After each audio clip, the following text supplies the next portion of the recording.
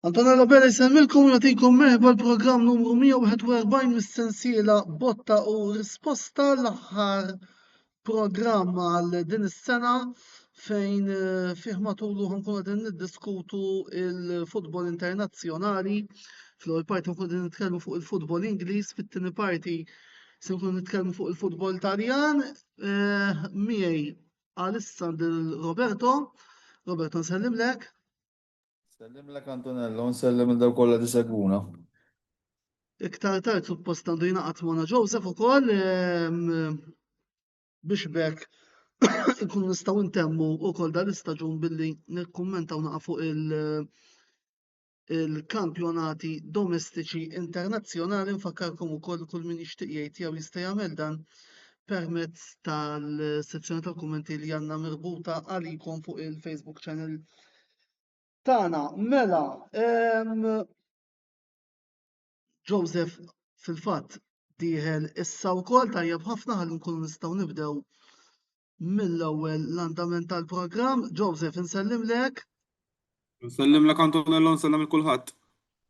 Mela, fl-ewwel parti tal-programm kif konna qegħdin ngħidu se nitkellmu fuq il-Premier League Ingliż, fil-fatt kont se nibda nagħti wkoll ħarsa lejn il-klassifika qabel ma nibda nieħu l-ewwel kummenti minn għandkom. Klassifika finali tal-Premier League tal-Arsenal Champions b'85 punt. Mbagħad għandna l-Manchester City 78, Manchester United 71, Aston Villa 65 u Liverpool 60. Daw it-timijiet kollha kwalifikaw għal UEFA Champions League tal-istaġun li ġej. Bournemouth 57 u Sunderland 54 illi huma kwalifikati għal UEFA Europa League. Brighton u Brentford b'53 biss il-Brighton għamluha għal Conference League minħabba konfronti diretti aqwa, anzi minħabba goal difference aqwa. Fakukom li fl-Ingilterra il-goal difference tagħmel l-differenza kollha. Chelsea u Fulham 52, Newcastle u Everton 49, Leeds 47, Crystal Palace 45 għalkemm ma rridux ninsew li l-Crystal Palace nhar l-erba' jridu jilagħbu il-finali tal-Conference League kontra ir-Rayo Vallecano jekk jirbħuha il-Palace jilagħbu fil-Europa League is-sena d-dieħla. Nottingham Forest 44, Tottenham 41 u 3 timijiet li ġew relegati, West Ham 39, Burnley 22 u Wolves 20. Mela, ħbieb, forsi nistgħu nibdew b'kumment ġenerali fuq il-Premier League 2025-26. Roberto, tista' tibda inti mbagħad ikompli Joseph qabel ma mbagħad nibdew nitlu fit-temi u t-temijiet fiktar dettall. Ovvjament naħseb sa fl-aħħar mis-supporters ta' Arsenal li nexxielhom jiċċelebraw ir-ret tal-kampjonat u ngħidulhom proset minn hawnhekk. Naħseb li overall kien kampjonat meritat għalkemm kien hemm ċertu mumenti fejn se jintilef għal darba oħra, però darba il-Gunners irnexxielhom jaslu sal-quċċata. Naħseb li wieħed għandu jenfasizza wkoll fuq id-differenza li kien hemm fil-Manchester United wara t-tkeċċija ta' Morim u l-ħatra ta' Michael Carrick li minn hemmhekk qabdu sensiela ta' riżultati pożittivi li waslu biex ikkwalifikaw għal UEFA Champions League. Id-diżappunt enormi tal-Liverpool u Chelsea, timijiet li jonfqu ħafna flus, però il-Liverpool ma rnexxilhomx jirrepetu s-suċċess li kellu fl-istaġun li għadda u Chelsea għar minn hekk baqgħu barra mill-kompetizzjoni Ewropej. Wara li dawn tajjeb nfakru li fis-sajf rebħu l-World Club Championship, ġifieri saru champions tad-dinja fuq livell ta' klabb u kienu l-unika tim li rnexxilhom jerbu lil Paris Saint-Germain. Ovvjament id-diżappunt ta' Tottenham li rnexxilhom isalvaw posthom proprju fl-aħħar ħinijiet fl-aħħar ġurnata. Wolves relegati wara bosta staġuni fil-Premier, West Ham ukoll. Nottingham Forest ma rnexxilhom jerġgħu jirrepetu dak li wetqu l-istaġun li għadda. Newcastle ukoll naħseb kienu wieħed mit-timijiet li ddiżappuntaw. U mbagħad insemmu l-Sunderland, il-Bournemouth u l-Brighton li timijiet li fuq il-karta ma jkunux sfidanti la l-kampjonatu laqqas għal post fl-Ewropa, però rnexxielhom kontra ngħidu against all odds jiksbu post f'kompetizzjoni Ewropea fl-istaġun li jmiss.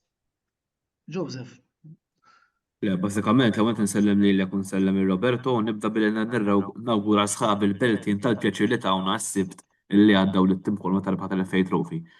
Le, bażikament m'għandi xejn nżid ma' dak li qal sieħbi Roberto, naħseb kienet tkun kienet tkun disfatta kieku Arsenal ma ħadux il-kampjonat għax nemmen li kienu l-iktar tim li huma konsistenti dan is-season ġifieri ħadu b'mod meritat, ġifieri kien naqgħod ma' Robert biex nagura lis-supporters kollha. Ovvjament naħseb kulħadd kien sorpriż bil-werjiet ta' Manchester United minn Michael Carrick ħa it-tim ħa over, naħseb daħħalhom Champions League u ovvjament kien meritat illi ġedet il-kuntratt. U bażikament l-istess bħal ma qal Roberto ħanejt jiena naħseb wara l-istaġun fejn is-sena l-oħra fejn Liverpool ġrew bil-lig, dis-sena kulħadd stenna illi jekk mhux ħajmu l-istess almenu jkunu daqsxejn kompetittivi. Sewwa?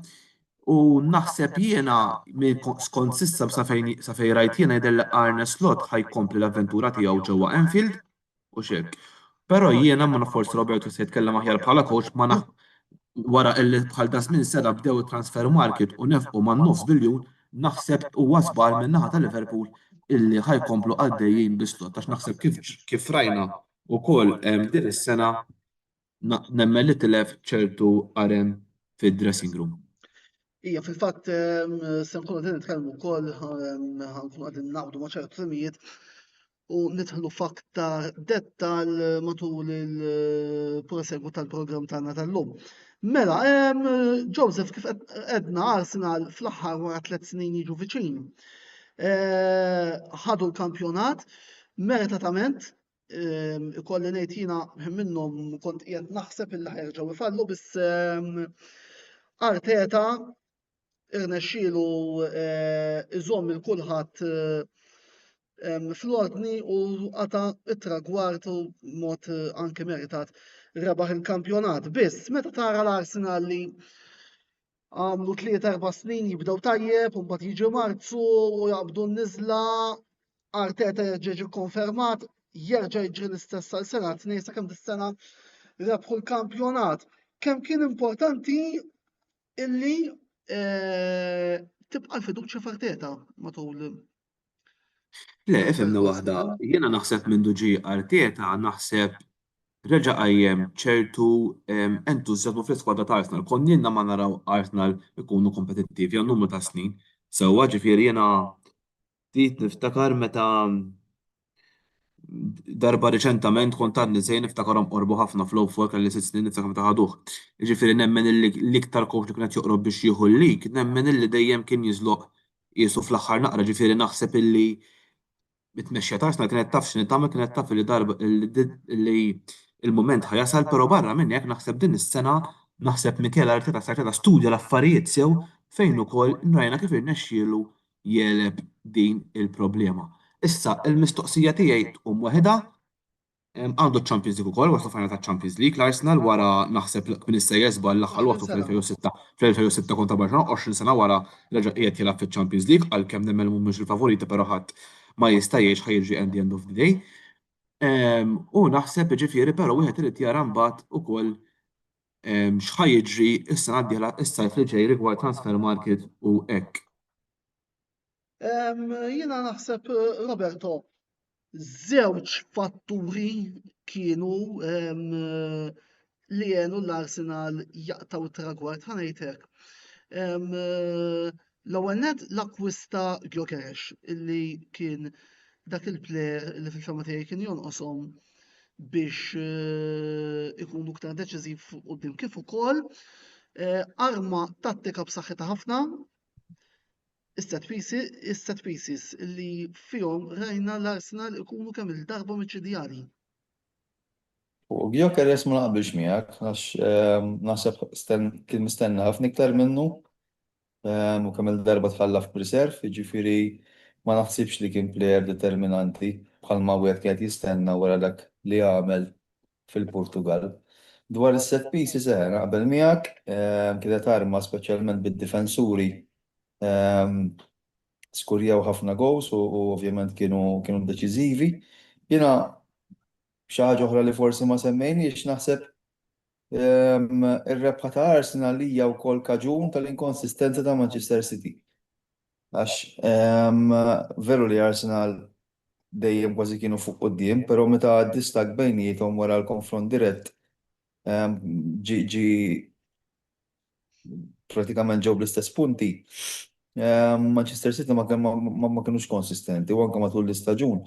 Tilfu ħafna punti s-City li ovvjament fl-aħħar mill-aħħar swewhom qares.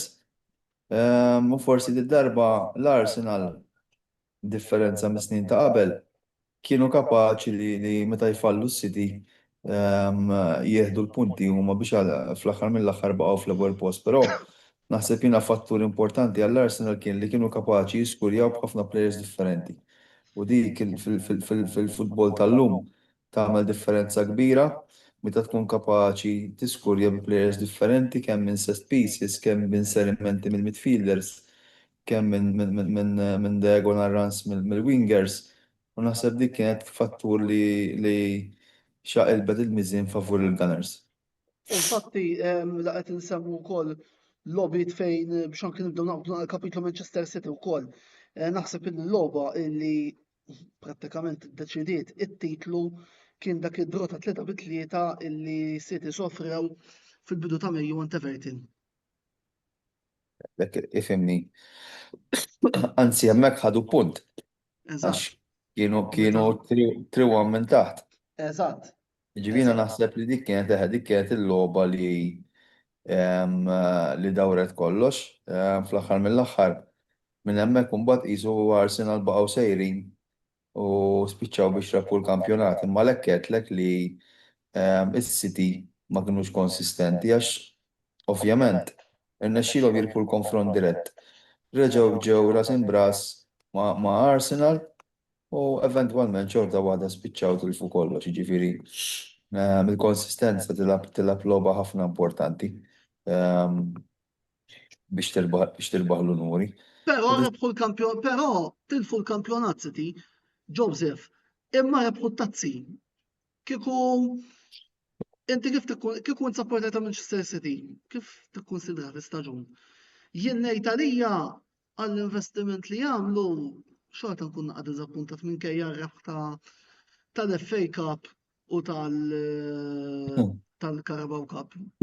Inti Fimni waħda, jiena kifett inti waħda l-investijat nagħmlu stennejt li navvanza anke ftit iktar fejn tidħol l-Ewropa ġifieri u li wkoll naħseb kien disfatta.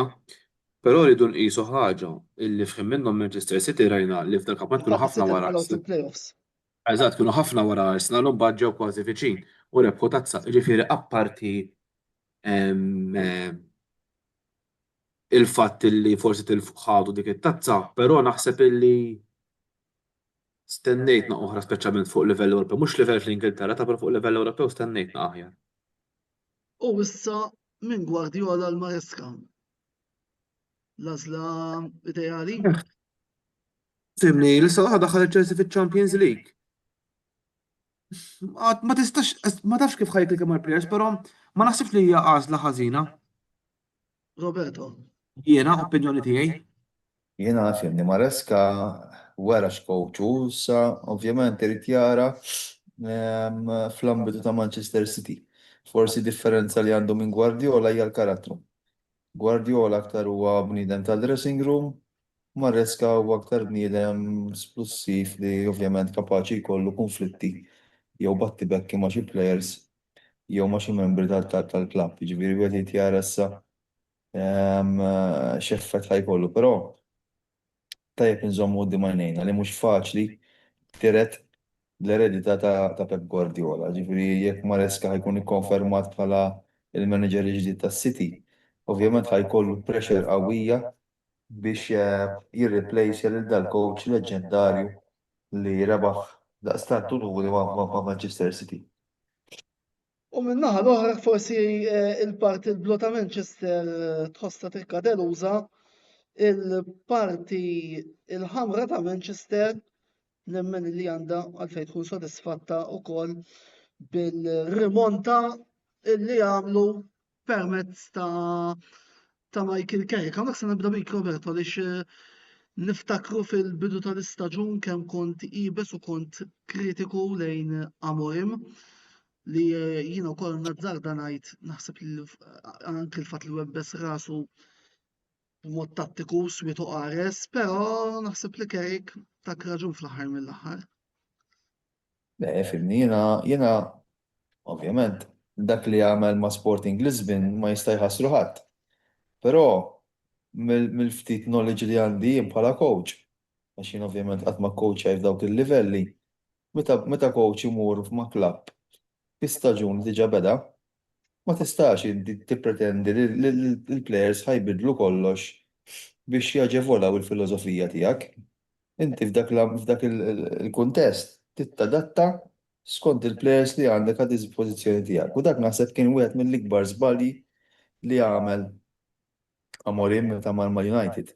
Biex inkun għedna kollox fis-sajf kellu ċans kollu biex ixxi l-players li jridu skont il-filosofija kalċistika tiegħu u xorta waħda ma rnexxielux jirrepeti ir-riżultati li kiseb fil-Portugal. Issa bħalma dejjem sħat tikkowċja fil-Portugal u tikkowċja fil-Premier Ingliż, mhux baħar jaqsam ta' oċean.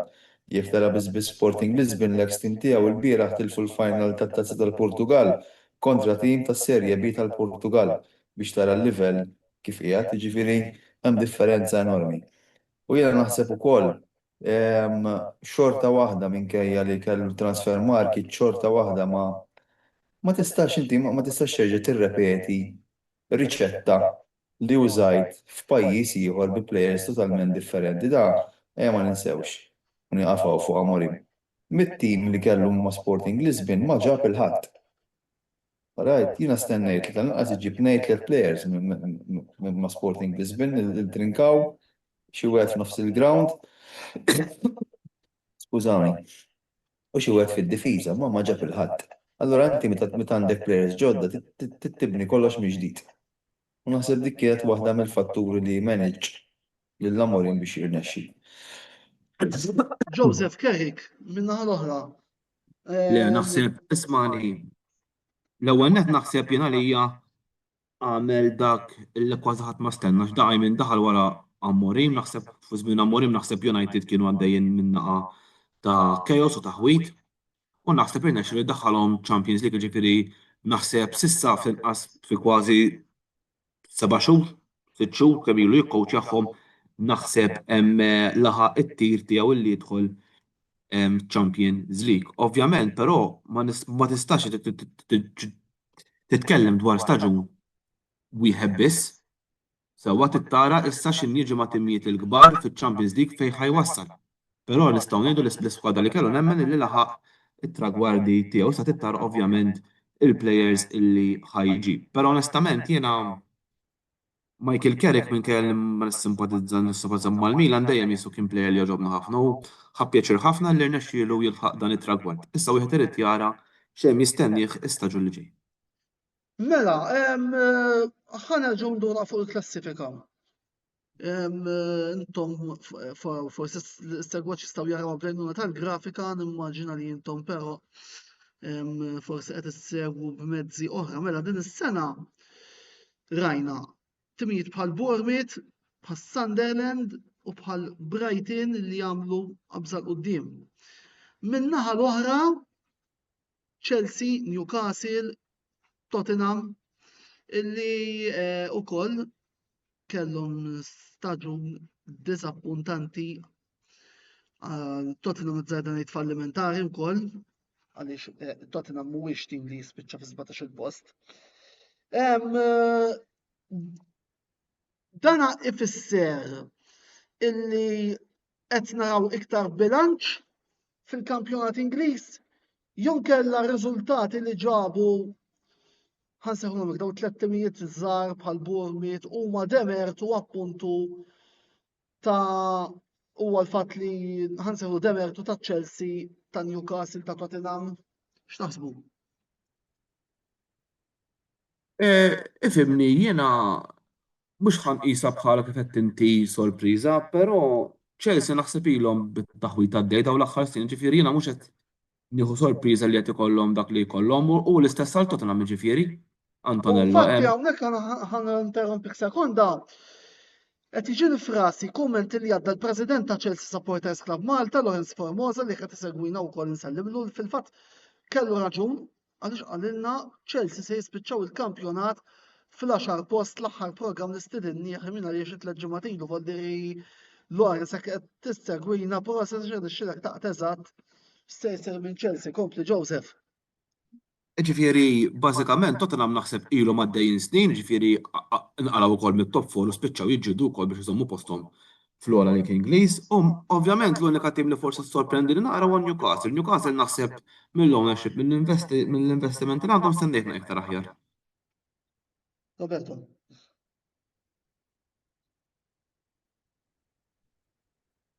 Nitolbok tixel il-mikrofonu, Roberto. Dal-aħħar snin dejjem kien hemm tim jew tnej li meqjusa żgħar li jispiċċaw fl-ewwel pożizzjonijiet, jiġifieri Brighton naħseb qed ikunu konsistenti sena wara oħra. Bournemouth minkejja li kważi jbiegħu il-plejers li jkunu spikkaw xorta waħda jżommu dak l-istess livell. Jiġifieri dik naħseb turi programmazzjoni tajba. Semmejna l-Tottenham u l-Chelsea. Jiena dawn iż-żewġ timijiet minn Londra naħseb li għandhom problemi kbar ta' amministrazzjoni. Mindu Tottenham spiċċa Pochettino ġabu coaches ta' livell bħal Mourinho, bħal Conte, però xorta waħda ma waslux. Minkejja li jkollhom players ta' livell mondjali, xorta waħda ma jirnexxilhomx jaslu. Ġifieri xi ħaġa ħażina. Chelsea naħseb huma bħal amministrazzjoni. Jiena ma nistax nifhem, ovvjament ma nafx ċertu affarijiet interni. Però ikollok coach bħal Maresca li bir-rebħa fil-Conference League u fit-tazza dinja tal-klabs fis-sajf naħseb wera x'livell għandu bħala coaching. U tispiċċa literalment mur ħed tu ħed miegħu fuq affarijiet li forsi staw jissolvew u biex imbagħad taħtar coach unknown. Naħseb dik turi x'livell ta' amministrazzjoni għandhom iċ-Chelsea li mendu spiċċa Ruben Abramovich jidher li ma qabdu xart u huma ħafna l-bogħod milli jerġgħu jkunu forza qawwija fil-futbol Ingliż.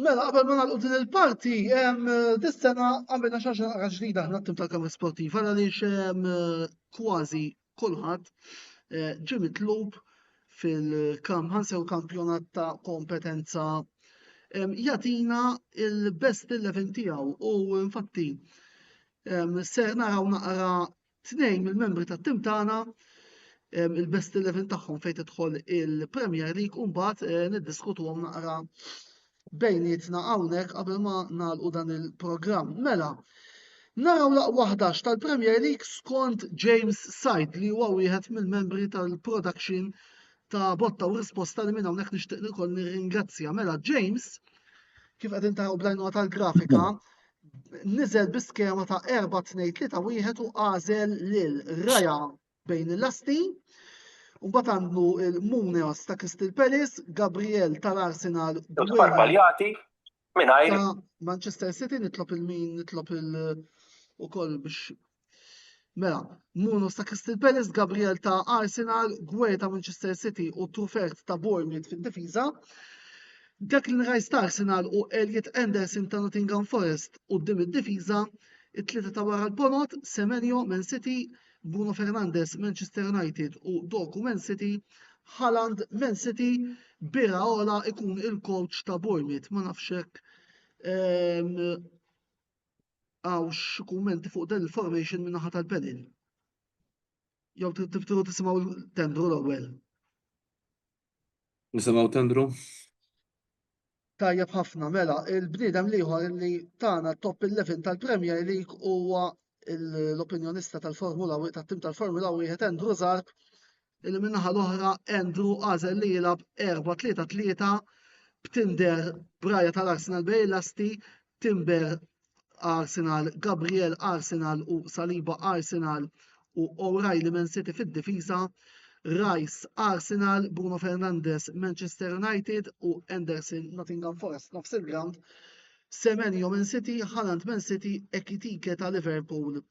Fuq l-attak Iraola, il-coach ta' Bournemouth ikun il-coach sew ta' James u sew ta' Andrew. Kummenti ta'kom fuq daw il-formations. Robert, tobda inti, mbagħad nisimgħu l-analiżi ta' Joseph. Fimni, għana jidek kullħat għandu opinjoni differenti, ġifiri, huma players li ovvjament spikkaw, mux ħanajt li ma spikkawx, pero da kullħat jażel laqwa waħda xtijaw, ġifiri kapaċi player ikun joġbok għax jilab ċertu stil tal-op, un bat il-ħatti ieħor ma joġbux. Malla ma qabilt, malla ma lajna qabilt l-iktar.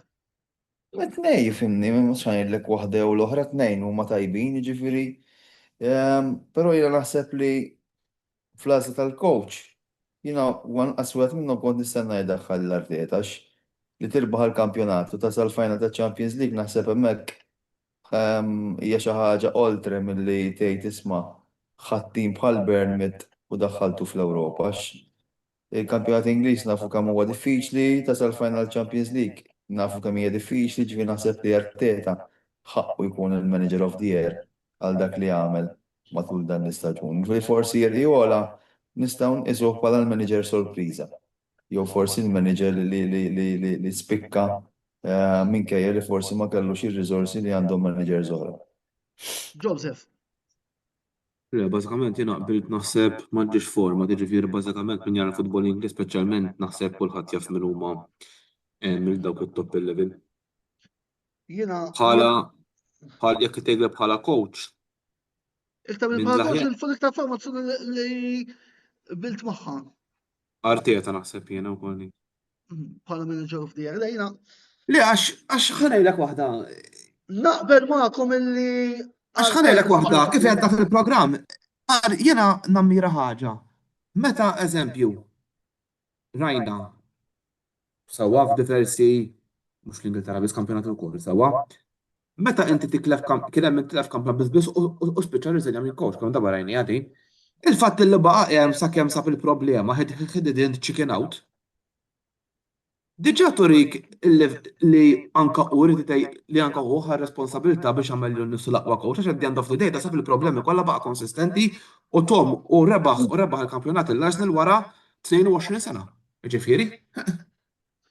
Lejna minna ħati naħseb illi naqbel magħkom fejn jidħol coach, ovvjament dak għandu l-opinjoni tiegħu, biss naħseb illi iktar bilt mal-line-up ta' James, għalkemm imbagħad ta' min isemmi l-għażla ta' Ekitike tirrifletti wkoll minħa ta' Andrew, tirrifletti wkoll il-konsistenza illi dan il-plejer kellu fi staġun diżastrus minnaħa ta' Liverpool. Player of the Year jiena lija huwa Bruno Fernandes ta' Manchester United ma nafx hekk xi oġġezzjoni mill-panel. Fuq dan, fuq il-Player of the Year fejn jidħol il-Premier League. Għal min Tony ġejt? Jiena mmur għal Bruno Fernandes ta' Manchester United. Jiena dak u anka Declan Rice. Declan Rice. Jiena naħseb iktar ħaqqu player ta' Arsenal li kun Player of the Year, ġifieri mhix faċli tażel player għax bħal ma semma Joseph bħal Declan Rice pereżempju mhux player li jiskur jamma, ovvjament jagħmel ħafna xogħol. Ġifieri naħseb jien kieku iktar nippreferi nażel player ta' Arsenal. Tajjeb wis, mela, immorru mela l-ewwel parti tispiċċa hawnhekk, se mmorru għal waqfa qasira ta' reklami kif nerġgħu nitlu lura għandna ħafna fuq x'nitkellmu sinjuri, għal-issa nkun qed nitkellmu fuq il-kampjonat Taljan li spiċċa l-bieraħ. Nixtieq ma nitkellmx fuq. Tifhimni, ovvjament irridu nanalizzaw Joseph bħalma nanalizzaw il-kampjonati kollha l-oħra. U għandna xi ħaġa oħra ma qabel ma nibdew nitkellmu fuq is-serja, imma issa immorru waqfa qasira ta' reklami ibqgħu magħna il għaliex dalwaqt inkunu magħkom.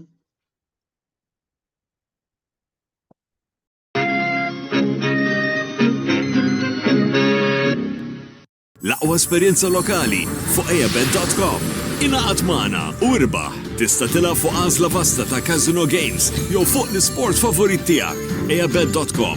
Dejjem ilgħab b'mod responsabbli.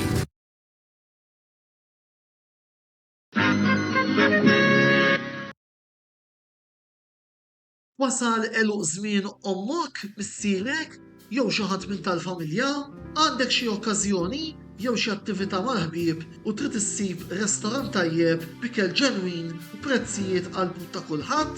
Post wieħed għandek issib El-Katalan tax-Xajra fejn issib għażla vasta ta' pizza, pasta, grills u għaġin f'atmosfera b'element familjari. Għal bookings ċempel fuq 21 800 997 jew żur is-sit tagħna għal iżjed informazzjoni. El-Katalan, ir-ristorant għalik.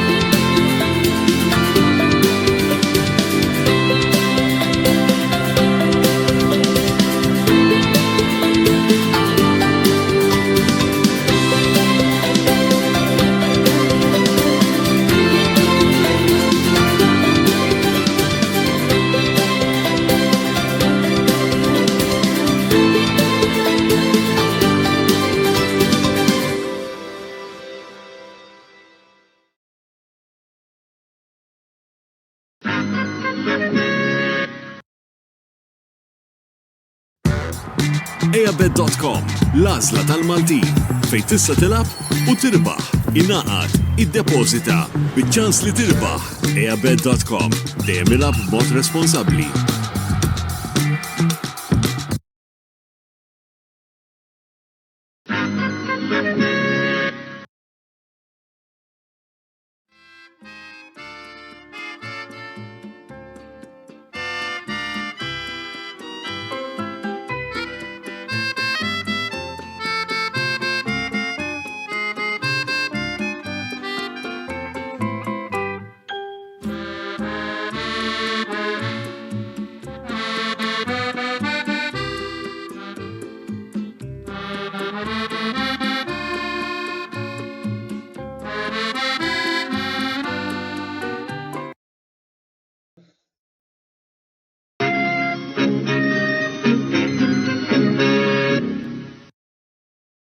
Mela, merħba lura t-tieni parti tal-programm Botta u Risposta fejn mal dawn l-aħħar 9 xhur bħal delħin ukoll konna qegħdin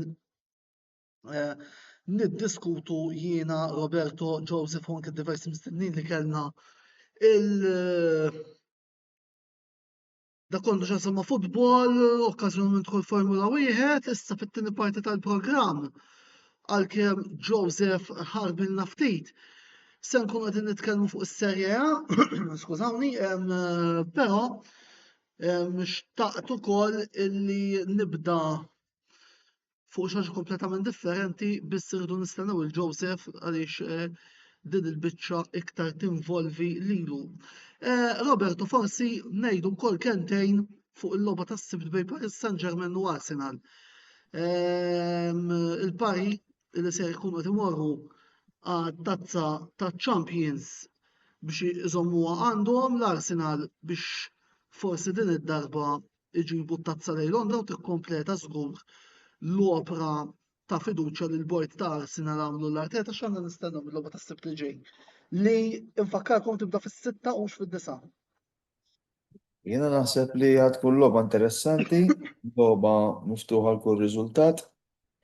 Logħba li tlaqqa żewġ timijiet li għandhom skwadri b'saħħithom ħafna. Diffiċli issib xi jkun debboli forsi nazzarda ngħid li għaż-żewġ timijiet mill-punt debboli jista' jkunu l-goalkeepers. Però mill-bqija naħseb li ż-żewġ timijiet għandhom skwadra b'saħħithom, jilagħbu futbol tajjeb. Ovvjament final hija dejjem final. pressure, biża, u nemmen li min jiskurja l-ewwel ovvjament ikabbar iċ-ċans tiegħu li jirbaħ din it-tazza prestiġjuża. Fl-opinjoni tiegħi m'hemmx favorit, ma Paris Saint-Germain jidher li dal-aħħar snin saru forza qawwija fil-futbol internazzjonali. Arsenal ovvjament ħajkunu motivati bir-rep tal-kampjonat wara bosta snin. Waslu final ta' Champions League wara bosta snin ukoll allura hemm ċertu element ta' motivazzjoni kbira. Però naħseb li ħadd tkun logħba miftuħa l kull riżultat. Sakemm ovvjament ma jkunx hemm xi episodju mhux mistenni li kapaċi jbiddel l-andament tal-logħba. U nhar l-erba', min taħseb se jikteb ismu għall-ewwel darba? Il-Palace jew il-Vallecano? Jiena kelli impoġġi tim favorit impoġġi l-Palace, però bħal dejjem finali ġifieri. Malkemm jista' jkollok tim li forsi fuq il-karta jkun iktar favorit. Final kapaċi jseħħu s-sorpriżi u ma nux xejn big deal li jkun hemm sorpriża f'din il-finali. Tajb ħafna, mela Joseph ingħaqad magħna. Joseph, qabel ma nibdew il-biċċa skużami, il-biċċa l-oħra. Ser nurikom ukoll għax ma minix it-top il-best 11 bis fuq il-Premier League u kif ħataw iktar qudiem fuq is-Serje A. Jien għamilt il-best 11 tiegħi ovvjament fejn jidħol il-kampjonat lokali, il-Malta Premier. Ħa naraw naqra inti taqbilx miegħu u din hija skondi il-best 11 tal-kampjonat Premier. Mela, jiena bħal gowler jiena mort tal-iskema 4-3-1 fejn bħala gowler għażilt il-Ladilsin ta' Valletta u mbagħad id-difensuri Ryan Kamenzuli, Ħamrun Spartans, Pepe Marsaxlok, Radic Valletta u Miles Birman Florjana. Tlieta f'nofs il-ground, Joseph Mbonk, Ħamrun, Dunstan Vella Florjana u Juri Messias Valletta, Jake Grek Florjana, li fl-opinjoni tiegħi huwa l-MVP tal-kampjonat, u qudiem Dodota Marsaxlok u Varela ta' Florjana, Benzo Potenza, il-coach ta' Marsaxlok. X'taħseb? Naqbel ma ħafna miegħek ma li qed tgħid inti. Marlinka ovvjament bħala belt bħala supporter ta' Timberbet naħseb li kien l-aqwa gol, però mbagħad nemmen li kien l-aħjar għalkemm Henry Bonello wkoll naħseb kellu wirjiet mhux żjien tal-istaġun u naħseb wieħed ma jistax inneħħilha ta' Henry Bonello. Ovvjament. U ukoll il-fatt li kellna diversi gowlers ta' livell, fil-fatt l-għażla tal-gowler kienet waħda mill-iktar għażliet li tatni u ġieħ ta' ras, onestament. Eżempju ieħor issa forsi ħanejda naqa' kontra qalbi, però il-gowler Furjanis li moħħi bħalissa mhux jiġi ismu f'moħħi. Ċoletti. Proset Ċoletti wkoll kellu wirjiet tajbin tantu hekk hemm insegwa l-logħba Valletta kontra Furjan nemmen li kien l-erroj li wassal il-Furjan u ċaħħat il-belt milli skurjaw. Naħseb illi rigward naħseb coach, naħseb Enzo Potenza naqbel miegħek, però naħseb ma wieħed ma jistax jinsaw wkoll il-Tejn Mikallef illi minkejja għadu tila fil-fest rebaħ ġiex tazzi l-Jubilee Cup it-trofi u wkoll wasal is-semifinal tal-Joe Held u plus ukoll il-coach Portugiż ta' Furjana wkoll irnexxielu jieħu lik il-fosos. Ġifieri wkoll naħseb jisna jiena nippreferi kieku għażilna coach naħseb naqareb bih, issa fiera forsi Ifhimni jiena l-għażla tiegħi fuq Potenza. L-għażla tiegħi għal Potenza kienet minħabba l-fatt li ejja ngħidu kollox, oħrajn, Florjana kienu mistennijin jirbħu il-kampjonat. Valletta kellhom statun tajjeb, imma ħadd ma basar li Marsaxlok żgur li ħadd ma kien qed ibassar il-Marsaxlok li ħadd tasal il-finali. Ejja ngħidu hekk. Fuq dak l-argument illi jiena żilt il-Potenza, ma nafx tixittina l-best 11 tiegħek, Joseph, il-grafika m'għandniex, imma. Le, jiena kważi kont nagħżilhom kważi ukoll. Però tafx naħseb kont indaħħal il-ġejka t-soppar ta' Valletta. Minn flok? Minn flok, Madov. Minn flok, mhux Joseph Mbong liħor. Messias. Proset. Ġejka U t-soppar. ukoll naħseb rigward right Miles Birman in-naħa l-oħra inti semmejt Ryan Kamenzuli ta' Ħamrun. Ryan Kamenzuli, naħseb ukoll Diogo Tavares ta' Valletta naħseb kien jikkompetilu wkoll. Sewa wis, mela dik kienet il-parentesi marbuta mal-futbol lokali, ovvjament nifirħu lil Valletta li nhar il-sibt rebħu wkoll l-FA Trophy kontra Gżir United fl-Open U Mister. Antonello, Assunta. kemm ngħid ħaġa biss.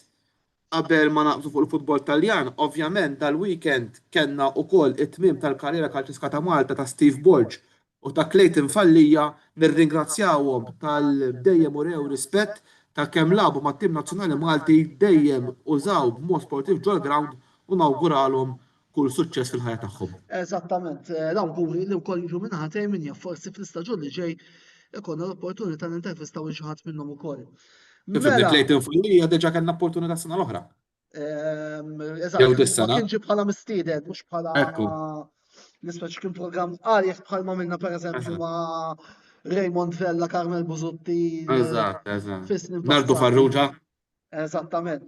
Mela, ħalli għax naf qed tibu fazzawni bil-Klim Joseph biex tevita l-inevitabli, però irridu nitkellmu fuq is-serje wkoll. Narawna l-klassifika finali qabel xejn. Inter 87, Napoli 76, Roma 73, Como 71, l-erba' timijiet li kwalifikaw għal-UEFA Champions League, u mbagħad għandna Milan 70, Juventus 69, iż-żewġ timijiet kwalifikati għal-UEFA Europa League, Atalanta 59, Bologna 56, Lazio 54, Udinese 50. Nfakrukom li l-Atalanta għaddiet għal-UEFA Conference League, Sassuolo 49, Torino Parma 45, Cagliari 43, Fiorentina 42, Genova 41, Lecce 38, Cremonese 34, Verona 21, Pisa 18. Mela, d-darba musta nitlobkom opinjoni ġenerali, ħammur dritt tal-punt anke naf li fuq futbol Taljan ikoll iktar xi ngħidu u il-ħin u dak li hu. Mela, ħanibdew inevitabilment nitkellmu fuq l-Inter. Jiena personalment kieku ġejtu famous u kontu tgħiduli l-Inter se jagħmlu double kont nibgħat kont ixxejru għaliex jiena kont mhux se niddejjaq ngħid ma kontx nemmen addirittura li nidħlu fl-Ewropa. Ħanitkellem tikka ta' supporter tal-Inter, ovvjament il-fatt li kisbu id-double kienet sorpriża mill-iktar pjaċevoli. Il-ġimgħa l-oħra wkoll kont qiegħed Milan għex l-esperjenza li nara ċelebrazzjonijiet li kienet xi ħaġa ħansejħilha out of this world, speċjalment il-fatt li tkun 400,000 fuq ġo Pjazza Duomo. Però l-Inter rebħu d-dopjetta fil-fema tiegħi kien l-iktar tim konsistenti u kienet dik propju l-konsistenza li rebħet l-iskudetto lill-Inter, biss ħankun għal komment minn għandkom fuq min taħsbu li ħaqqu l-akbar mertu f'dan is-suċċess, jekkux il-coach, il-players, jew d-diriġenza. Roberto. Jiena naħseb li kulħadd ħaqqu l-mertu. Wara li telaq Inzaghi, ovvjament, unħat arkivu bħalma tajjeb inti naħseb is-supporters tal-Inter kienu xettiċi kemm dan il-coach irnexxielu iwassalhom għas-suċċess. Kellu bidu negattiv ukoll. Fil-bidu tal-istaġun tilfu ħafna konfronti diretti l-Inter, però fl-aħħar mill-aħħar irnexxielu jerġa' jpoġġi lit-tim fid-direzzjoni tajba, għaqqat id-dressing room. Players bħal Di Marco li taħt Inzaghi forsi ma kienux daqshekk konsistenti, irnexxielu jtieħ ċertu livell ta' konsistenza. U fl-aħħar mill-aħħar irnexxielu jieħu l-aħjar mill-iskwadra li kellu dispożizzjoni tiegħu rebaħ żewġ tazzi minn tlieta, ġifieri jiena xorta waħda l-Inter bħala skwadra naħseb li kienu l-aħjar overall. Tgħid inti għax inti forsi naqa' xettiku jew tippretendi żejjed, però compare ma' t-timijiet l-oħra l-Inter kellhom l-aqwa skwadra. Forsi ftit in-Napoli li kienu fil-livell tal-Inter bħala skwadra on paper, però ovvjament kulħadd jaf kont hemm it-tieni staġun tiegħu x'jiġri. Ġifieri, ovvjament kien hemm mistoqsijiet dwar kemm kieku ħajkun għall-altezza kif jgħidu l-Taljani u l-fatti jurew li kien għall-altezza u rnexxielu jasal fejn ma wasalx ħadd ieħor. Ħanisma ta' Joseph qabel ma nitkellem ma nwieġeb. Jiena naħseb Inter rebħu kollox meritatament kif qed inti kulħadd fil-bidu tas-season kulħadd iddubita minn Kivu. Però x'hemm simili bejn l-Ingilterra, x'ġara fl-Ingilterra u l-Italja. L-Ingilterra United ħadtu l-coach tifel tal-klabb. U wassalhom. Ċifu l-istess Ċifu huwa coach ta' huwa interist. Ġifier hemmhekk hemm iktar jagħti l-qalb u iktar iżomm il-plejers maquda. Jiġifieri fuq dik kienietom. Jiġifieri barra minn hekk jiġifieri kellu plejers li bdewlu ħażin bħalma beta DeMarco u hekk ukoll irnexxielu jsib il-kaptu tagħhom. U ġeġgħu ġabu minn top, jiġifieri jiena nawgura l-interisti kollha kellhom staġun mill-aqwa kien meritat. M'għandix xejn iktar xi nżid. Lejna minn ħatej naħseb li dan kien il-kampjonat ta' Christian Kivu għaliex ma rridux ninsew li Inter daħlu Kivu sab ma ngħidlek ambjent imfarrak moralment wara t-tidrisiet tal-kampjonat, Coppa Italia, l-5 tal-Paris Saint-Germain. Da Volderi mixxej jirnexxielu jibni dan it-tim illi ġimgħa wara ġimgħa wassal l-Inter. Ma naqbilx miegħek Antonello, ma naqbilx miegħek tux għalija ma naqbilx Le, miegħek. għandek kull dritt ma taqbilx miegħi. Ma tistax tgħid li ma sab xejn, da sab tim Le, bażi. ma sab xejn fis-sens. Illi t-tim kien moralment imfarrak. Iwa, ma Dak smajni, is-sens. moralment infarrak, da ma tgħidx ħadu ħadd-tim f'Jannar, da Le, ħadd-tim mhux hekk. fis-sajf u kellu ċans kollu biex jerġa' jqajjem il-moral tat-tim. Plus Mela li ma kienx hemm transfer market dis-sena. ma kienx hemm transfer market ħadtu l-Boni, il-Suzic, Bonni. Akanji. Jien ma nafx kif titkellmu b'kull rispett, ma kienx hemm transfer market ħadtu dawk il-plejers kollha. Fimni, Pio Esposito ġilu mill. Mhux Esposito le, ħadtu l-Boni, ħadtu l-Suzic, il-Luis Henrique, il-Akanji fuq wara. Kif tgħid li ma ħadtu xejn, ġej il-bambin ta' Sucic. nkunu fattibbli. Come on. Mela ma Kien għamiltux hemm aspettattivi oħra. X'inhu? Kien hemm aspettattivi oħra. Imma kien hemm aspettattivi mod u ma ħadtu xejn hija differenti. Hemm differenza, inti meta tgħid ma ħadd xejn, ifisser li bqajt bl-istess players li kellek l-istaġun li għadda, li ma kienx il-każ ta' Inter ħadu players li talabhom Kivu għax Boni kien il-coach jaħu mal-Parma, all right. Jiġifieri ma tistax tgħid li ma ħadtux players ġieħ il-bambi, ejja nkunu fattibbli. Ora, forsi nistantijilek, ħanejdu hekk. Però, u x'inhu iktar allura nkompli nsaħħa l-argument tiegħi li dan huwa l-kampjonat ta' Christian Kivu. Għandu mertu kbir, kull kampjonat li jintrebaħ, kull coach ikollu mertu kbir. Bħal meta jkollu mertu negattiv coach li ma jasalx, bħal ma wasalx Allegri. U kulħadd jaf ġeralu llum Allegri. Jiġifieri dawn huma affarijiet il-coach. Da isma' da mhux jittilab il-PlayStation inti bil-joystick, da coach għandu staġun, tiġi ħloba tajba, jiġi ħloba ħażina, injuries, suspensions, players out of form. Li coach jrid ikun kapaċi, min jirbaħ jien dejjem ngħid, il-coach għandu 50% tas-suċċess, żgur mill-inqas. Jiġifieri kważi ngħidlek għandu iktar, però biex ma nażaġerax. Jiġifieri fl-aħħar mill-aħħar hija xi ħaġa kollettiva għandek il-coach, għandek il-players li jimxu wara l-coach, il-players li jimxu bejniethom, għaqda fid-dressing room, konsistenza, għandek ħafna fatturi li waslu tim biex jirbaħ kampjonat. Ġvida, semmejna l-Ingilterra l-ewwel, kemm il-darba ta' kien kważi wasal biex jirbaħ il-kampjonat u jfalli.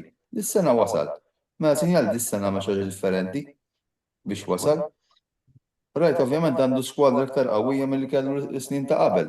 Dak huwa fatt. Però għamel xi ħaġa li snin ta' qabel ma milix. Issa kapaċi anke riżultati li kien hemm mill-opponents li jenwhom biex jirpu l-kampjonat u anke l-Inter. Għax jiena nemmen li dis-sena kien hemm ħafna inkonsistenza fit-timijiet. Kieku kien hemm ċertu livell ta' konsistenza minn Napoli, Milan jew Juventus, naħseb il-ġdida tal-kampjonat kienet tkun ħafna iktar missielta milli eventwalment kienet. Mela, all right, mela naħseb il-kapitlu Inter eżawrejnieh. Intom, Juventus Milan, ħadd ma kien qed jistenna ħadd ispiċċaw tnejn fl-Europa League. Ibda intibet. Ibda intibet.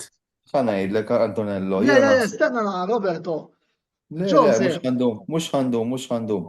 ħanisma ta' naħseb. Joseph imma l-ewwel, u ħanejlek għalfejn tisma ta' Joseph. Kan nitkellem fuq iż-żewġ timijiet, Alright. mhux ħadd fuq Juventus. Go ahead. Jiena naħseb li Juventus u Milan huma xempju ta' meta klabb ma jkollux amministrazzjoni denja tal-isem tal-istess klabb. Alright? Juventus u Milan fil-passat kellhom amministrazzjoni b'saħħitha, kellhom nies ta' ċertu kalibru, Galjani, Maldini, Moġġi, Bettega, alright, Agnelli, li daw illum Brajda. ma dekx issibhom f'daw iż-żewġ klabs. Alright, dawn iż-żewġ klabs huma mmexxija minn nies li laqqas jafu l-ballun hekk hux tont jew kwadru. Alright, qed nirreferi għal Kardinali u Elkan, daw iktar huma businessmen. Alright, li moħħhom biss kif ħajamlu profitt, jaħtru nies li ma jifmux akka jew inkella huma ex-footballers li però qed jagħmlu ħafna ħsara internament, ara Ibrahimovic fil-Milan, alright. U inti l-Inter u n-Napli għalfejn bħalissa huma l-iktar żewġ timijiet ta' suċċess fl-Italja. Għax għandhom nies li jifhmu fil-futbol, Marotta u De Laurentiis. Right, jekk Juventus u Milan mhux ħajkollhom amministrazzjoni, ma stax nuża l-kelma hekk, alright, li tkun waħda ta' ċertu livell kif suppost fl-aħħar mill-aħħar daw iż-żewġ klabs ikollhom, mhumiex ħajjeħdu r-ruħ. Dik hija l-ikbar problema li għandhom Juventus u Milan jistgħu mhux iġibu l-Guardiola u l-Maresca u l-Ċikku u l-Ġvanni għax ma jaslux. Alright, jekk taraw daw iż-żewġ timijiet u nħalli fidej Joseph, jonfqu l-flus għax kemm Juventus u kemm Milan jonfqu l-flus fit-transfer market. Però l-plejers li jġibu ma jrendux. U dik xi tfisser? Ifisser li m'għandhomx scouting system tajba. Meta Juventus u Milan kellhom scouting system kif għandu jkollhom, kienu jġibu plejers li ma jaf bihom ħadd. Case in point, pereżempju, Vidal. Vidal meta ġie mal-Juventus f'2012 ma kien jaf bih assolutament ħadd. Right, u jsiru world club footballers.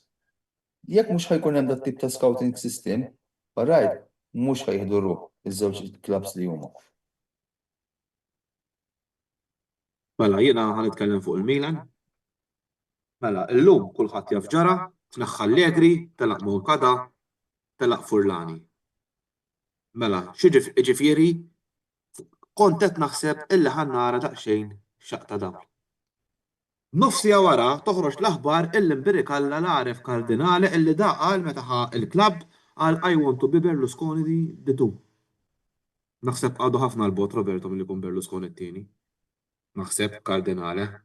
Naħseb għadu mhux għadu għal-bot, għadu laqqas beda. Mela, ħammur lura l-2023. Sewwa? Dan ħadu wara li rbaħna il-lig, konna ilna ma nelbħu lig 11 sena, sewwa? U kif wara li ħadna l-lig ovvjament l-Elliot li sabu klabb fallut ġabuh jiswa biljun bijawh. Sewwa? Mela dakinhar daħal Kardinali għal qed nara hawn u rrid inkompli nibni fuq daw it-tazzi kollha. Dakinhar kulħadd qisu kellu ċertu tama illi ħankomplu mexxi fit-triq li konna qbadna. X'ġara? Sena wara li rbaħna l-lig, semi-final ta' Champions League, kienet għamet ċertu entużjażmu fil-Milan li kien hemm Maldini, eżempju Teo Hernandez min kien jafu. Dak iż-żmien kien l-istar player, Leao l-istess, Benacer l-istess. Sewwa? Li rebħu lig bi prezz ma jafhom ħadd. X'ġara? Meta mar Maldini għallu isma' bista biex tagħmlu qawżat li missiedu club players ta' livell, Kardinali qabad fetaħlu l-bib u tafaw il-barra. Jiġifieri l-aġenda ta' klabb li taħajtu l-klabb li rebaħ lig kaċċejnieh il-barra. Jiġifieri hemmhekk bażikament Kardinali taf x'għamel qabad ħabel u rabtu mulqu. Tefa' minn floku l-Furlani, naħħal Tonali, il-minġab, Chukwueze li llum qiegħed l-Ingilterra, Okafor, Jovic, Musa. Players illi daw huma tal-livell baxx. Mela, bijaw il-8 miljun u flok ġabu 4 players tal-livell ġabu l-imbarazz apparti ir-Riders. Sewa, u ġejna t-tieni. Is-sena l-oħra, mela mbagħad neħħejna l-Pioli ġejna t-tieni. Minn Pioli morna l-Fonseca, minn Fonseca l-Konsejsa u sa minn Konsejsa u Allegri, ġifieri f'sentejn 4 coaches daw. Sewa, issa illum flok talmu mill-isbar, tax għal-kardinali ħajħallu l-Ibrahimovic biex jażel coachu. Iġvi diġa għana indikazzjoni ħajkonna staġun dizappuntanti, inti jekk għandek bniedem illi falla darba 2-3, mela neħħieħ. Ma jfissirx inti plejer tajjeb Ibrahimovic, ma kienx jistilla ta' ma kien plejer tajjeb, ħad tkun dirigent tajjeb, ma jfissirx li ta' fil-ballu. Bir-rispett kollu ħanqabbel u oħra kaċċaw il-tara wara sena dan ta' ruħlin. Ġibna l-tara, meta kellna ċans nġibu jew il-Paratici, kellna ċans nġibu tal-Atalanta, bħalissa moħħi Marino. mhux jinstema. Sinu? Li mhux bħala dirigent. Mhux Eżatt. D'Amigo u ġibna il-Dan Tare li kulħadd jaf it-trasferimenti li saru ma tantx ħadmu apparti Modric u Rabiot. Bqija li hija xaru riċċi bil-kemm ingħataw ċans. Sewwa Estupinjan spiċċa ħadlu postu tifel ta' 13 sena, Bartezaghi. Issa, mela, issa ma coach Andoni Iraola ta' Bournemouth.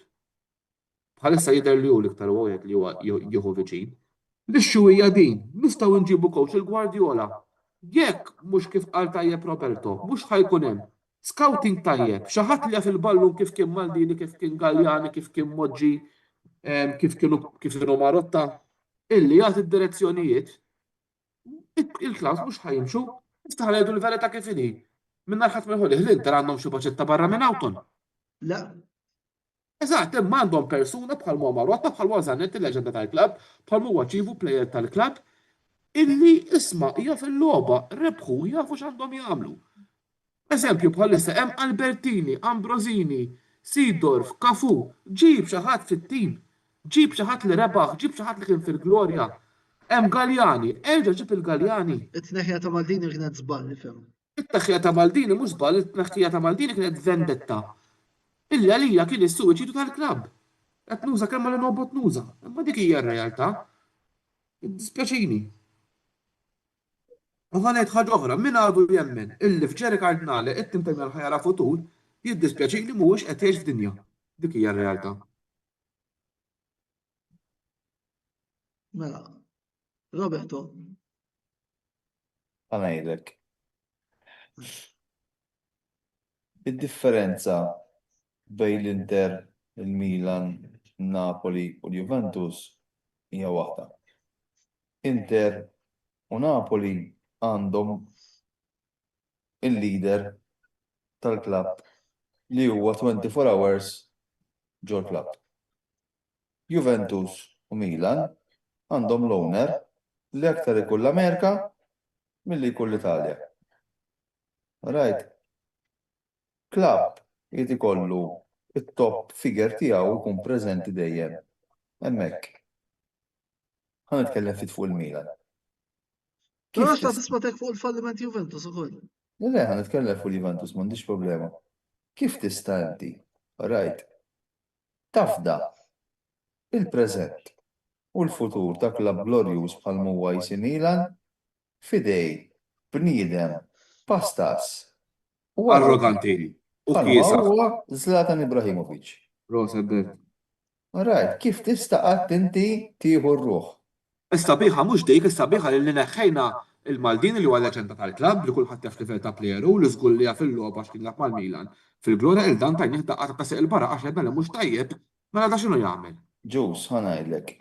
Jien laqqas ngħid li Maldini huwa s-soluzzjoni. Is-soluzzjoni tal-Milan huwa li jkun hemm tmexxija li tkun tifhem fil-futbol. Għandha l-kompetenza fil-futbol u għandha l-esperjenza u tkun dejjem hands-on preżenti ġewwa Milanello. Bert, Melux intervistaw il-Teo Hernandez. Sawa? Jiena qatt ma qbilt li kellu jitlaq. Sawa? Però U qal- ġus, tieni ċans. Però biex inkun qed kollox, jien ma nemminx li r-riżultat li kisbu Milan f'dal-kampjonat huwa kaġun ta' tmexxija ta' Kardinale. Tal-Allegri u kollu. Jiena naħseb li il-prinċimes prinċipali huwa Allegri. Right? Allegri, kull rispett għax jiena kien coach tal-Juventus u rbaħna l-kampjonati miegħu, kompla jikkonferma dak li ngħid jien. Allegri rebaħ meta mhux kellu l-aqwa skwadra, meta kellu l-aqwa skwadra u ma kellux opponents li setgħu ituħ sfida. Right? Allegri, it-tlet snin li għamel meta reġi mal-Juventus u dis-sena mal-Milan wara kemm huwa coach medjokri. Right? U jekk ikkritikajt il-Amorim għax kien prużuntus u baqa' jilgħab bl-istess sistema li kien jilgħab fiha l-Portugal, Allegri huwa l-istess. Kif tista' tilgħab bi-3-5-2 meta għandek players bħal Leao u Pulisic li huma wingers naturali. U inti tippretendi li daw jaddattaw ruhom biex jilagħbu għat-3-5-2 meta mhumiex. Alright, kif tista' inti tgħid li inti coach kbir tiġi l-aħħar logħba tal-kampjonat kontra Cagliari li ma kellhom l-ebda motivazzjoni biex jirbħu. Alright, u titlifha f'darek u stajt tispiċċi titlef 4-5-1. Kull rispetta. Mhux dik biss, Skurjana fl-ewwel minuta kellha l-vantaġġ kollu u dafa jiddefendi mill-ewwel. Alright, jiena mbagħad ħanaqbes f'argument ieħor taqra l-istejjer fuq is-sit Taljani. Jien niskanta. Mela dadu ħireġ minn falliment totali u minn ħajmur għalih in-Napli. Ma nistax nifhimhom jien dawn l-affarijiet ta'. Ma nistax nifhimhom. Alright. Dew jissemmew ukoll li jekk Mourinho ikollu xi ntoppi biex jinħatar ma' Real Madrid ħajmorru għal Real Madrid. Jien ma nafx jew ċertu nies jitħilu taħt stilla u unika ma nafx għax jiena kieku dal-daqqa se nħares lejha. Bert, imma dik tikkonferma dak li ngħidu aħna kollha kemm aħna hawn ġew il-medjokrità li waqaf jgħal futbol Taljan, dik hija realtà. Iva, waqaf ja, imma ħanejdlek. Imma biex coach bħal Allegri. Rajt li tneħħa minn mill-Juventus għax kellu l-aqwa tim u spiċċa jilgħab l-futbol veru kraħu tedjanti. Reġi lura mal-Juventus u baqa' jilgħab dak it-tip ta' futbol. Mar mal-Milan reġa' baqa' jilgħab dak it-tip ta' futbol. Dak jurik li mhux coach kapaċi b'kull rispett. Rajt, issa fuq il-Juventus. Juventus hemm problemi kbar. Rajt, hemm problemi kbar. Biex taxxaqa. Il-bravu owner li għandna li ma jifhimx xakka fil-futbol. Rajt, neħħa l-Ġuntoli li orajt kellu staġun diżappuntanti l-istaġun li għadda u ġab il-xi ħadd. Li da mhux futbol jara, da il-plejers jixtrihom bl-algoritm. Skont id-data li għandha s-sistema tiegħu. Ki mela l-plejers tal-robots ċieħ il-bambita. Alright.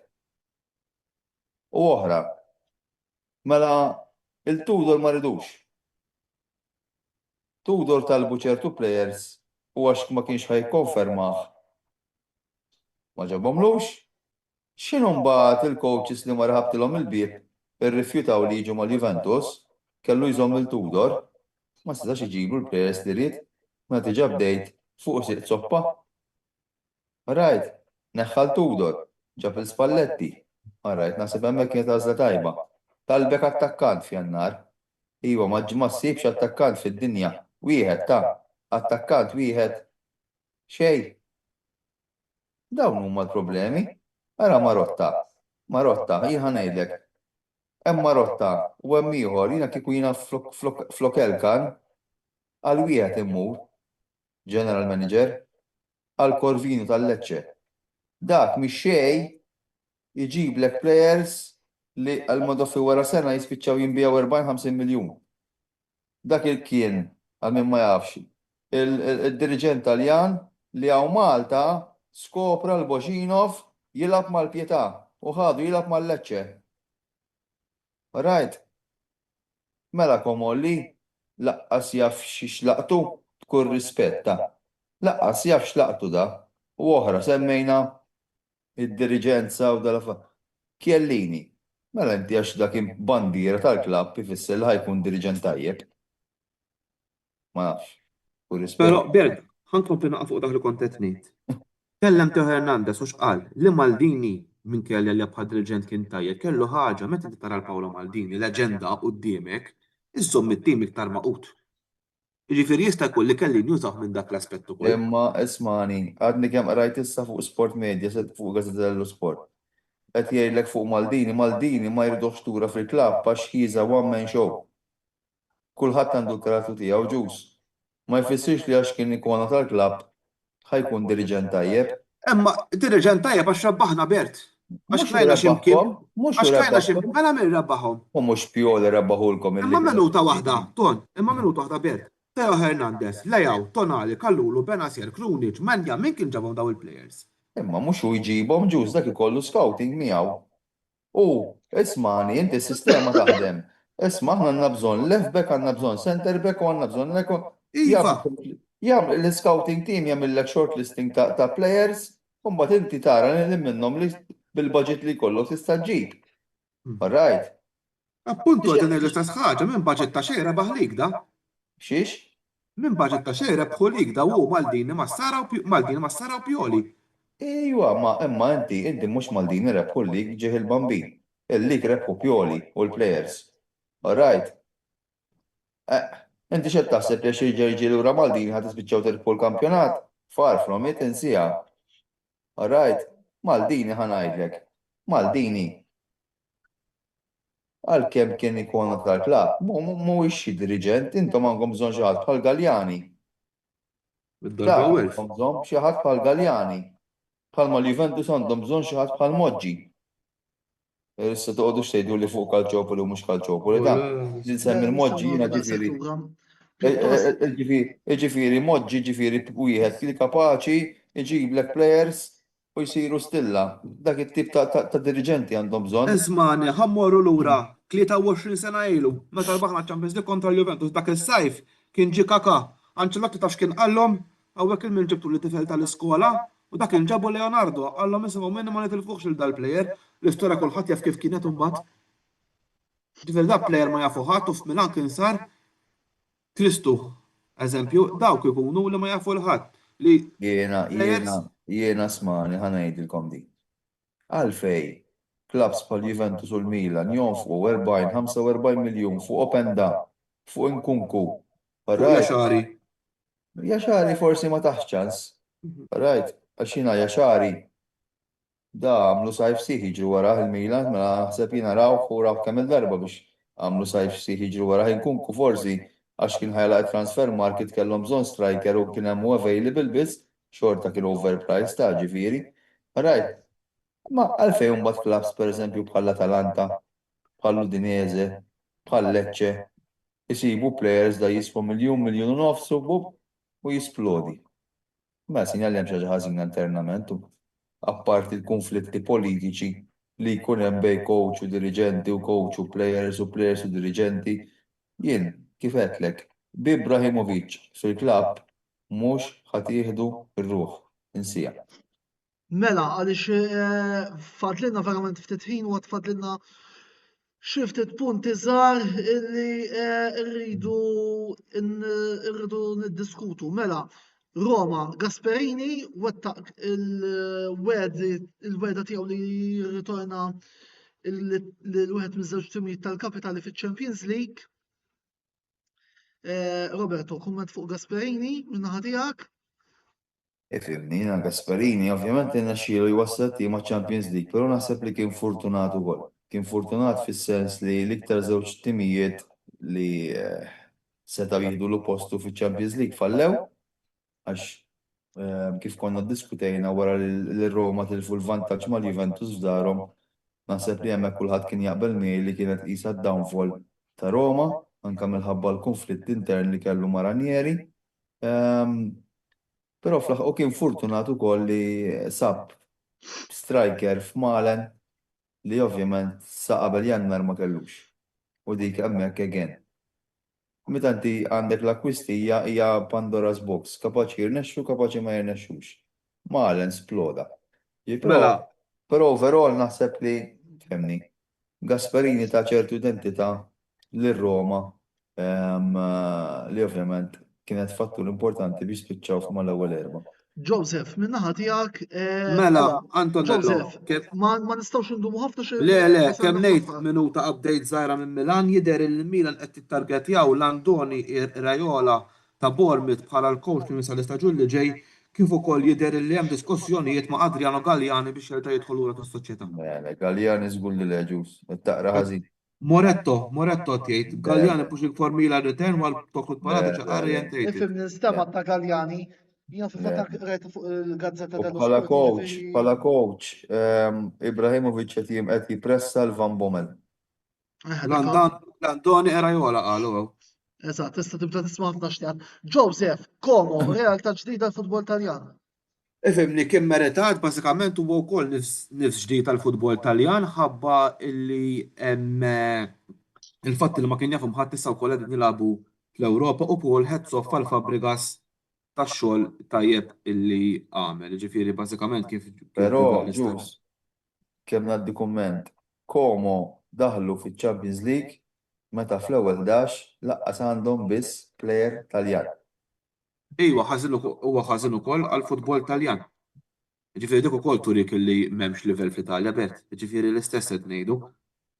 Jiena onestament ma nafx fejn imorru l-plejers Taljani. Naħseb l-unika wieħed li kellu raġun x'ħajġi kien l-idolu tiegħek Bert, Robby Baggio. Meta millhom dak il-ktieb. Illi f'tem ta' kwarta spiċċa Fil-kif naħseb fil-recycle. Naħseb jekk hemm post qar mir-recycle bin, naħseb flaxjat spiċċaton, naħseb mhux fil-recycle bin. Eżatt. Mela, għandna wkoll iż-żewġ best 11s tas-Serje A, ħanibdew b'tiegħek Roberto. Mela, għandna Roberto għażlilna skema ta' 4-2-2-2. Karnezecchi bej Lasti, Palestra, Kelly, Mancini u Di Marco l-erba' difensuri f'nofs il-ground, Kone ta' Sassuolo, Nico Paz tal-Como, Zaniolo Udinese, Yildiz Juventus, Malen Roma, Lautaro Inter, Coach Kivu. Kummenti jekk forsi tispjegalna naqra l-motivazzjonijiet tiegħek wara dan it-tim Roberto. Ovvjament, kien hemm players li spikkaw b'mod individwali bħal Zaniolo. Palestra naħseb kien il-rivelazzjoni ta' dal-istaġun. Karnezecchi naħseb li jiena huwa goalkeeper li timijiet bħal Juventus u Inter għandhom jikkonsidrawh, nkun onest. Malen kif qed diġà kien il-fattur li wassal lir-Roma biex jispiċċaw mal-ewwel erba'. Nico Paz kompla jikkonferma dak li għamel fl-istaġun ta' qabel. Yildiz u Lautaro Martinez naħseb li huma l-emblema ta' Juventus u Inter matul dan l-istaġun. U kifu naħseb ħaqqu kull mertu. Malkemm ovvjament kieku ma kienx hemm ovvjament kont impoġġi lil Fabregas għas-suċċess li kisbu Inter dan l-istaġun. Mela naraw ukoll laqwa 11 tas-serja min-naħa ta' Mark Xkembri. Żvilar ta' Roma bejn Lasti Mark li jilgħab 3-4-1-2 hawnhekk. Fuq wara Palestra, Akanji u Di Marco, nofs il-ground Nico Paz, Barella, Çalhanoğlu u McTominay, Yildiz wara d-duo Malen, Lautaro, Christian Kivu il-coach. Joseph. Le, bażikament naqbel kollox naħseb bejn Lasti kont inqiegħed il-Menjan. Naħseb jiena. U bħala attakkant Malen tar-Roma naħseb. Eżatt, Malen Lautaro kienu mal-attakkanti. Malen jew ħadd minnhom it-tnejn. U anka daw l-aħħar f'xhur anka Di Marco wkoll bħala left back impruvi ħafna. U kontra qalbi wkoll Çalhanoğlu. Kontra qalbi imma r-realtà hija dik. Eżatt. Mela, l-aħħar ħaġa qabel ma verament nagħlqu u nagħmel xi ftit avviżi tal-aħħar, dibinetna tliet tkun. Mela, li kellkom tieħdu mument minn dan il-kampjonat, minn dan l-istaġun 2025-26. X'tieħdu magħkom? Jista' jkun mument hawnhekk, jista' jkun mument bħala supporter fidejkom. Jiena naħseb hawnhekk naħseb sorry Bert, ibda Bert ibda. Jiena bħala supporter tal-Juventus kikun iħu l-gow ta' Azic kontra l-Inter. Jiena naħseb bħala supporter Milanis naħseb iġġiex rebħit tad-derby, skużani ton, ovvjament. Looking forward li nerġgħu nkunu għaw l-istaġun li ġej, naħseb ovvjament inkomplu aktar niltaqgħu ma' aktar nies u hekk. U naħseb fil-futbol Malti ovvjament iġġiex rebħit tat-tazzi tal-belt. Jiena ma nafx minn fejn, onestament ma nafx minn fejn se nibda l-istena. Żgur mhux mill-ħibs Bert. Le, Ton. fimni. Mela, ovvjament, fej jidħol Antonello s-supporter, fimni.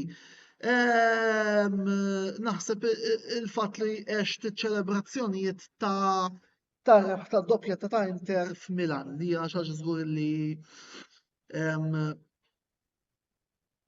żgur illi tibqa' memorabbli għalija. Però din is-sena jekk tippermettulu wkoll fuq nota personali naħseb li sew bħala kamra sportiva u sew bħala Antonello ġurnalist naħseb illi kienet sena mimlija suċċessi, mument żgur li se nieħu miegħi minn dan l-istaġun huwa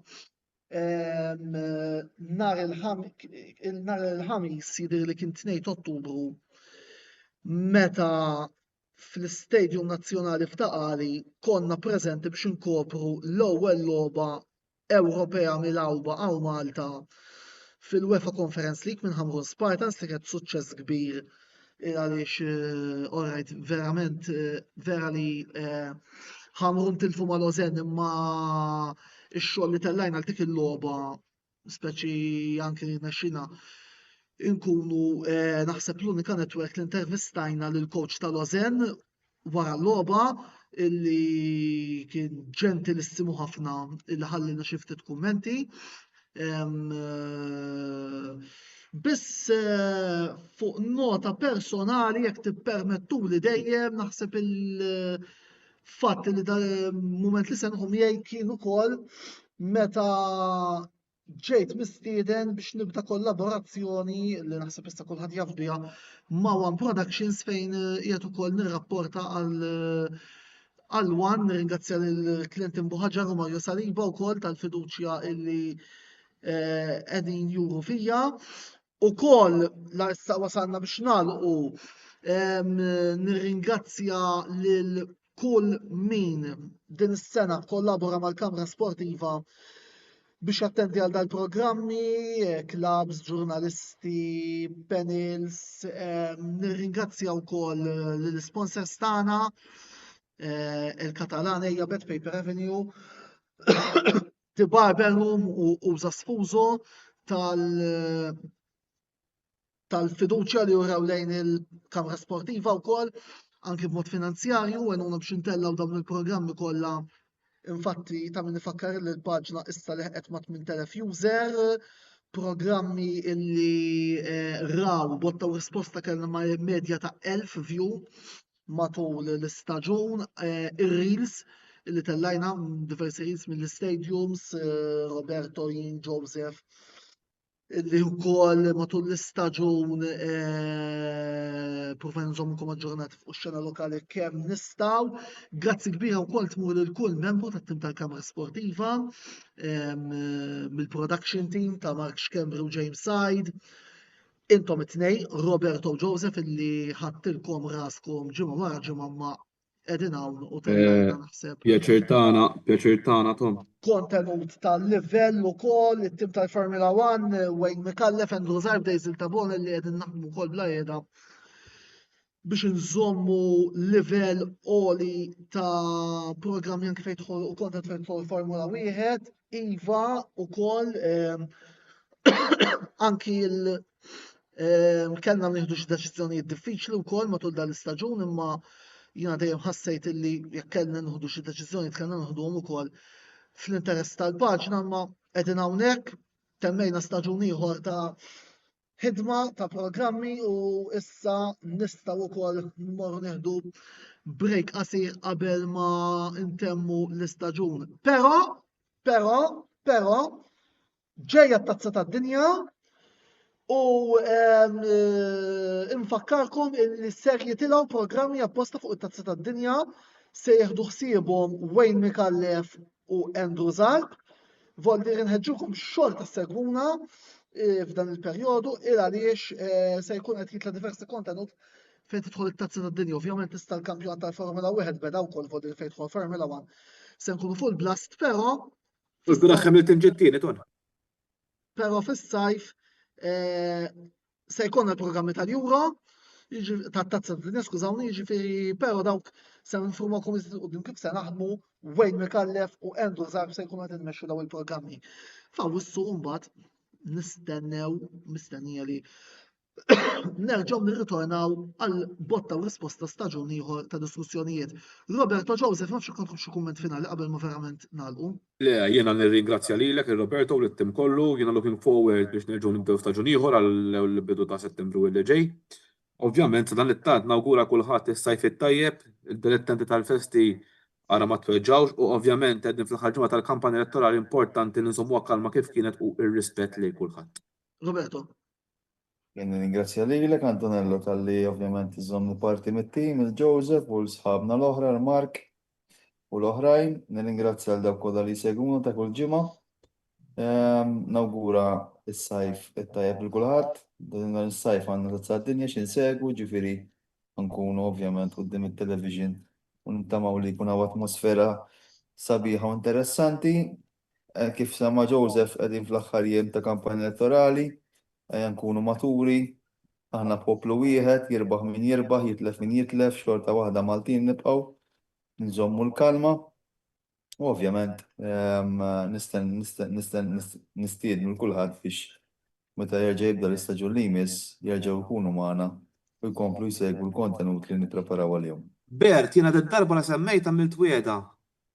Ħanivvota dak il-partit li jagħmel il-pensjoni. Nifqgħu. Le, li jagħmel il-pensjoni ta' 30 sena. Dak il-partit ħanivvota. Ma nixtieqx illi Niċċajtaw però kif kien Roberto ma nixtieqx illi naqbdu fuq dan aħna kollha kemm aħna Maltin, ġifieri kulħadd ikellem il-kulħadd, kulħadd jaħdem ma' kulħadd dik hija l-iktar ħaġa importanti. Eżattament. Mela, b'dan il-kumment finali nagħlqu staġun ieħor ta' botta u risposta flimkien. Grazzi tal-li segwejtuna, il-lejl it-tajjeb, ħudu ħsieb u jekk ma jinqala xejn. Naħseb tajjeb illi ngħidu meta bejwet u ieħor ħanerġgħu nibdew Dak għall-istaġun. imbagħad se nkunu qed narfu kulħadd iżjed il-qudiem Joseph. Jiġifieri. Niltaqgħu f'Awwissu għal staġun ieħor. Ħudu Ciao, ħsieb. ciao.